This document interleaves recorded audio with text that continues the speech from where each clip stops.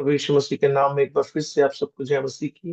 परमेश्वर का धन्यवाद करता हूँ कि एक बार और हमें मौका मिला कि हम परमेश्वर के वचन पर मनन कर सकें और उसके वचन के साथ हम उससे मुलाकात कर सकें। इन दिनों हम लोग परमेश्वर की सामर्थ नाम के विषय पर मनन कर रहे हैं और उसके नीचे हम लोग कई छोटी छोटी बातों को देख रहे हैं। छोटे छोटे विषयों पर हम लोग मनन कर रहे हैं और हम देख रहे हैं कि परमेश्वर किन किन बातों के ऊपर अधिकार रखता है। उन विशेष बातों को हम लोग देखने की कोशिश कर रहे हैं। आज जिस विषय के ऊपर हम लोग मनन करने वाले हैं, परमेश्वर की सामर्थ्य के अधीन ही एक विषय पर हम लोग मनन करेंगे और हम देखेंगे कि परमेश्वर का मनुष्य के घमंड पर भी अधिकार है। परमेश्वर मनुष्य के घमंड पर अधिकार रखता है और समय आने पर परमेश्वर मनुष्य के घमंड को चूर चूर कर सकता है। और ऐसा वचन में कई बार हम होते हुए देखते भी हैं। आज जिस घटना को हम देख रहे हैं वो दानियेल की पुस्तक चौथे अध्याय में पाई जाती है, जहां पर बेबीलोन का राजा नबूकदनेस्सर एक दर्शन देखता है और अपने राज्य के सब लोगों को, सब विद्वानों को बुलाता है कि वो उसके स्वप्न का, उसके दर्शन का अर्थ बता सके, लेकिन वो नहीं बताते। फिर दानियल को बुलाया जाता है और दानियल जो है उसके उस स्वप्न का अर्थ, उसके दर्शन का अर्थ जो है वो बताता है। लिखा है कि वो काफी समय तक उसके बताए हुए उस अर्थ के अनुसार चलता रहा, लेकिन 12 महीने बाद बताया गया है कि वो उसमें से फिर गया। और एक दिन जब वो अपने छत पर टहल रहा था और जब उसने चारों तरफ देखा तो वो देखता है और उसके अंदर घमंड आ जाता है और कहता है कि ये सब कुछ मैंने बनाया है, ये सब कुछ मेरे हाथों के द्वारा हुआ है, मैं ही महान हूं, मैं ही बड़ा हूं। तो उस समय परमेश्वर उसके अहंकार को, उसके घमंड को देखता है और उसके घमंड को चूर चूर करता है। कुछ बातों को आज हम लोग देखने वाले हैं इसी विषय के ऊपर। हम देखने वाले हैं कि दुनिया का कोई भी सिंहासन इतना ऊंचा नहीं कि परमेश्वर वहां तक ना पहुंच सके। इतनी कोई ऊंचाई नहीं कि इंसान जहां पर पहुंचा हो और परमेश्वर उस तक पहुंचकर उसे वहां से गिरा ना सके। और कोई भी हृदय इतना कठोर नहीं जिसे परमेश्वर झुका ना सके। हर एक हृदय को परमेश्वर अपने सामने झुका सकता है। तो कुछ बातों को हम लोग देखने वाले हैं। सबसे पहली बात, मनुष्य अहंकार कैसे करता है। सबसे पहली बात, खुद को सब कुछ मानने के द्वारा मनुष्य एक धोखा खा जाता है। और वो धोखा क्या है? वो सोचता है कि वही सब कुछ है, वो सब कुछ कर सकता है। राजा नबूकदनेस्सर के पतन की शुरुआत एक छत पर जब वो टहल रहा था वहां से होती है। उसने बेबीलोन को परमेश्वर की दान के रूप में नहीं, परमेश्वर से मिले एक गिफ्ट के रूप में नहीं, बल्कि अपनी बुद्धिमानी के स्मारक के रूप में देखा।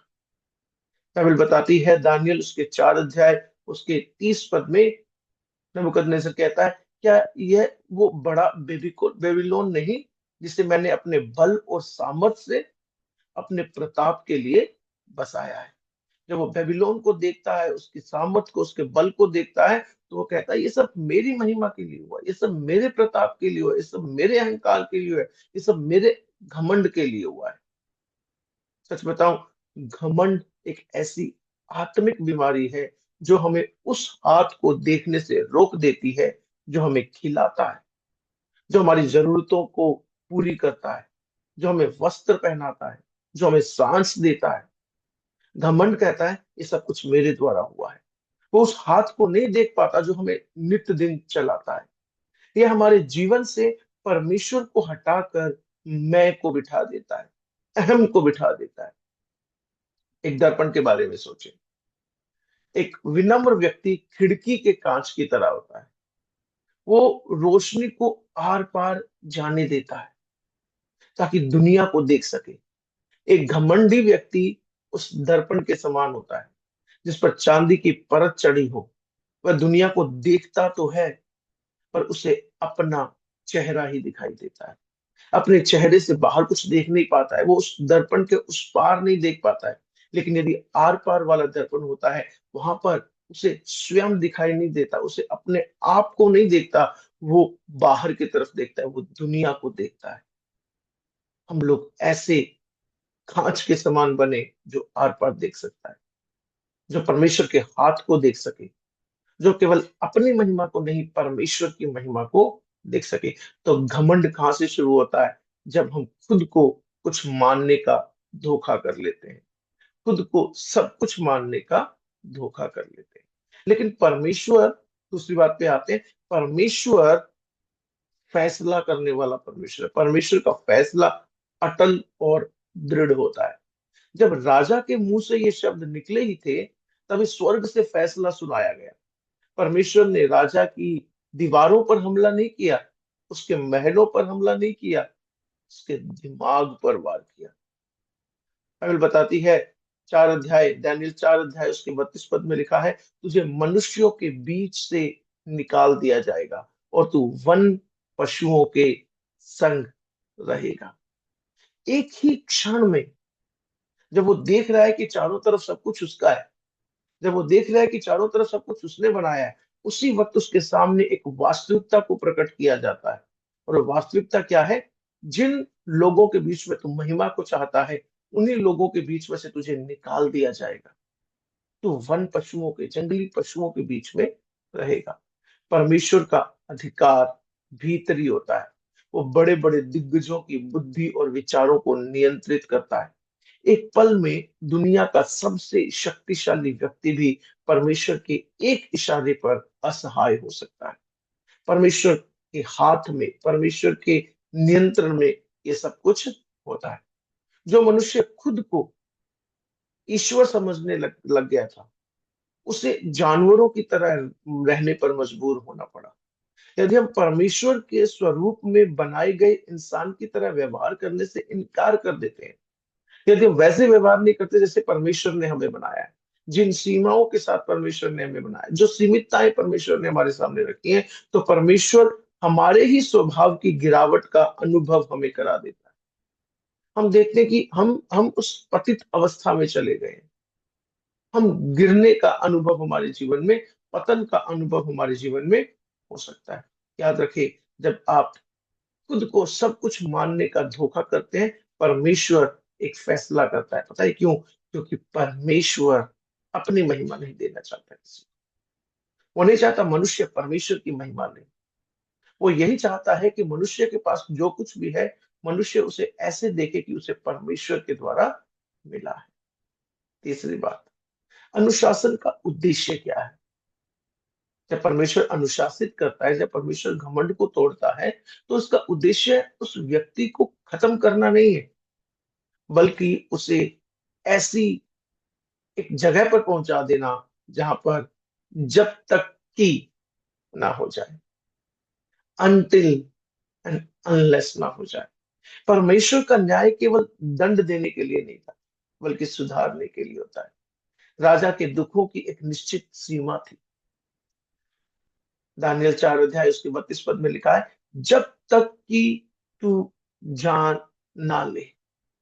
यानी कि परमेश्वर ने उसे उस चीज को दिखाया कि उसे मनुष्य में से निकाल दिया जाएगा, वो वन पशुओं के बीच में रहेगा।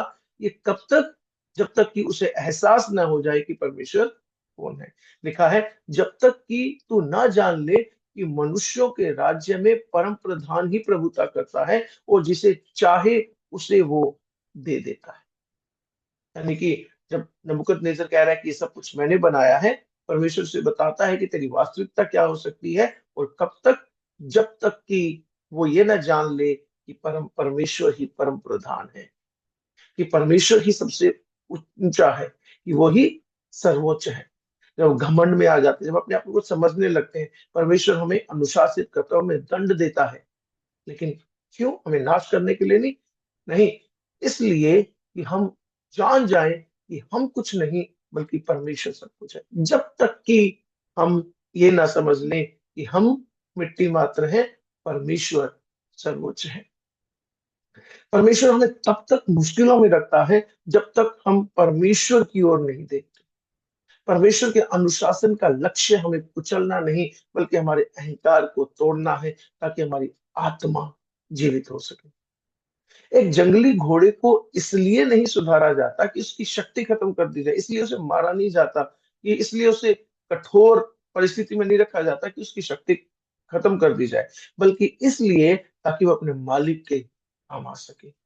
नबूकदनेस्सर को टूटना पड़ा ताकि वो वास्तव में अगुवाई करने के योग्य बन जाए। तो परमेश्वर का दंड, परमेश्वर का अनुशासन क्यों आता है? ताकि हम परमेश्वर को पहचान लें, अपने आप को परमेश्वर की जगह पर ना रखें, अपने आप को उस अहंकार में ना बनाए रखें। चौथी बात, पश्चाताप करने वाला करने वाली पुनर्स्थापना, ऐसी पुनर्स्थापना जो पश्चाताप से प्राप्त होती है। जैसे ही नबूकदनेस्सर ने अपनी आंखें स्वर्ग की ओर उठाई, उसकी बुद्धि वापस आ गई। सच्ची समझदारी परमेश्वर की महानता को स्वीकार करने से शुरू होती है।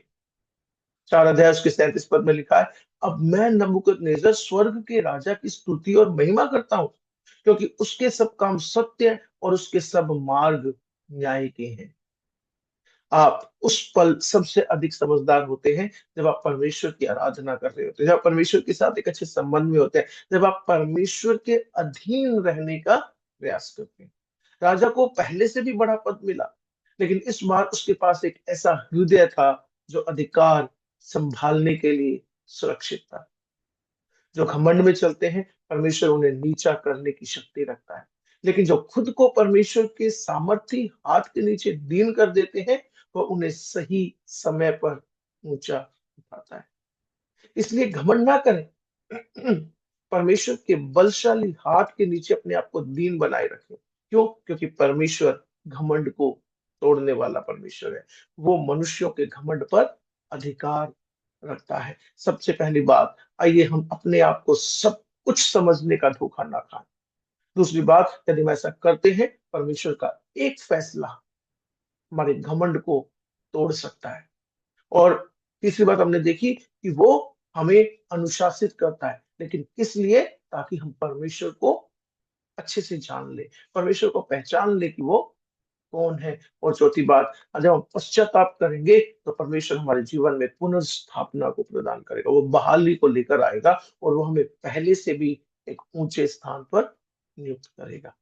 वो हमें और अधिक प्रदान करेगा, और ज्यादा घमंड करने के लिए नहीं, और ज्यादा दीन करने के लिए, और ज्यादा परमेश्वर को महिमा देने के लिए। यदि आपके जीवन में कभी घमंड आता है, पश्चाताप करें, परमेश्वर से कहें, परमेश्वर ये कुछ भी मेरा नहीं, ये सब कुछ तेरा है जो तूने मुझे दिया है।